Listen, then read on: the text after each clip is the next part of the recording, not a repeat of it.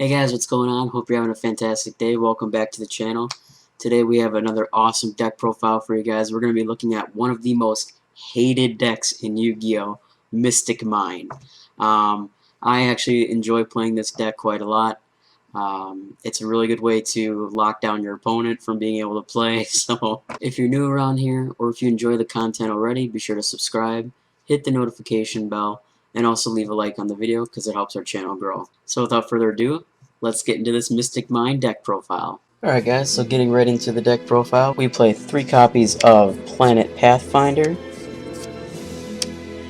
What's great about Planet Pathfinder is you contribute this card to add 1 field spell card from your deck to your hand.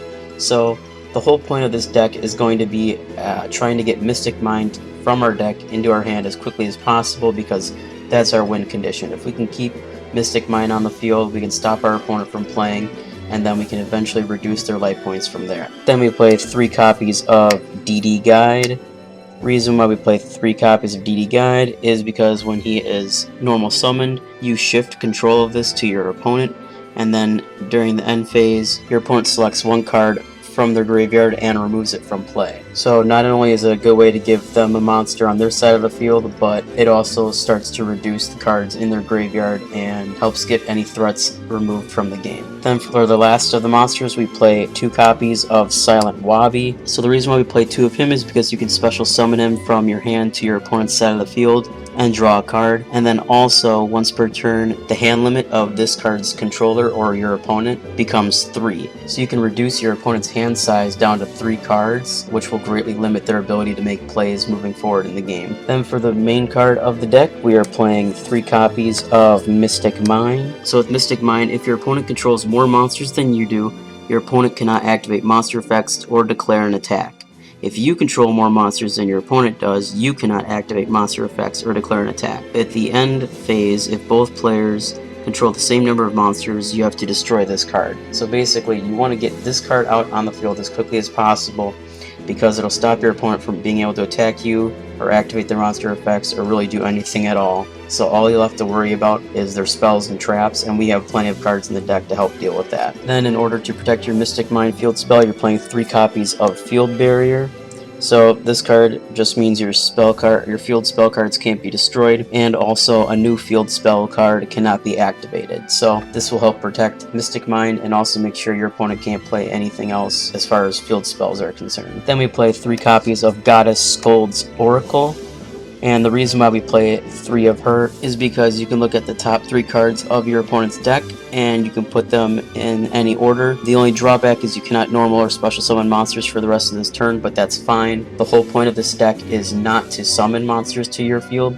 You want to get as many monsters on your opponent's side of the field as possible, because as long as they have more monsters than you do, they can't attack you and they can't activate their monster effects. So this is a great way to make sure your opponent either sees or doesn't see certain cards in their deck, especially like spell and trap removal. This will help you minimize their ability to draw those types of cards. Then as far as draw power is concerned in the deck, we are playing 3 copies of Dark World Dealings, 3 copies of Pot of Duality, and 1 copy of Upstart Goblin. Moving on to some cards that will help you win the duel faster, we're playing 3 copies of Wave Motion Cannon.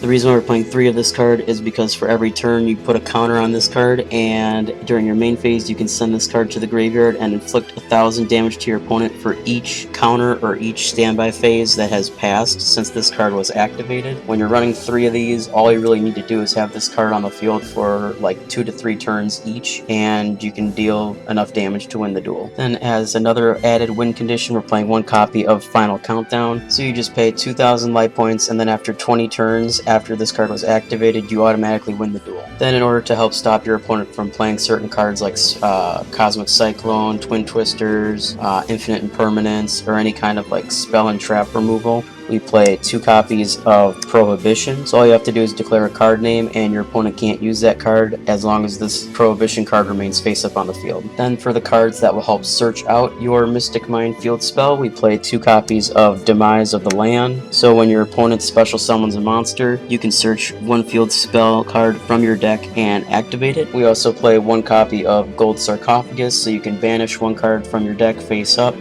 And then after your second standby phase, you can add the card that you banish to your hand. And of course, we're also playing 1 Terraforming and 1 Metaverse to help search out the Mystic Mine. And then for the main traps in the deck, we're playing 3 copies of Solemn Judgment, simply because it helps stop your opponent from summoning monsters or activating spell and trap cards. You just pay half your life points to negate the activation and destroy the card. Then we're playing 3 copies of Dark Bribe to finish up the main deck. Moving on to the side deck, we are playing 1 copy of Effect Veiler, 2 copies of Fire Trooper. So what's great about Fire Trooper is when he's summoned, you can tribute him off and inflict 1,000 damage to your opponent's life points. 2 copies of Lava Golem. So this card's great because you can tribute 2 of your opponent's monsters, put them on your opponent's side of the field, and then during each of their turns, they take 1,000 damage. So it's another way to help expedite the process of lowering their life points and winning the duel faster. And played 2 copies of Gamma Seal, the Sea Turtle Kaiju. So the reason why we have Gamma Seal is similar to Lava Golem. You can tribute off your opponent's monsters to summon them to their field. So if your opponent has a monster that's really strong and you can't beat it, or you just don't want it on the field anymore because it has a good effect and you're worried that they'll destroy the Mystic Mine and then be able to activate that monster's effect, you can just get rid of it by using Gamma Seal, the Sea Turtle Kaiju here. Then we're playing 3 copies of Magic Cylinder, because if your opponent attacks you, you can negate the attack and then inflict damage to their life points equal to that attacking monster's attack points. If you don't have your Mystic Mine activated already on the field, this is a good way to kind of stall for time until you can draw it and activate it to help stop your opponent from attacking you in the future. And we play 3 copies of Curse Seal of the Forbidden Spell. The reason why we play 3 copies of Curse Seal is because all you have to do is discard 1 spell card to negate the activation and effect of a spell card and destroy it, and your opponent cannot activate spell cards with the same name for the rest of the duel. This is a good way to help stop your opponent from ever using multiple Twin Twisters or Cosmic Cyclones or Lightning Storms, Harpy's Feather Dusters, anything that'll destroy your spell and traps, and all you have to do is just get rid of 1 of your spell cards, which is fine because we have a deck full of spell cards. Then lastly, we're playing 1 copy of Left Arm Offering and 1 copy of Unending Nightmare to help deal with your opponent's spell and trap cards. All you have to do is just pay 1,000 life points and you can destroy 1 face-up spell or trap they control. Alright, so that's the deck profile. All in all, it's a 41 card main deck, so I hope you guys enjoyed the video. If you did, be sure to subscribe and leave a like. Feel free to also share it out with people who you think might also enjoy the profile and some of my other content on this channel. I would really appreciate it. And with that, I'll catch you guys on the next video. Have a great day.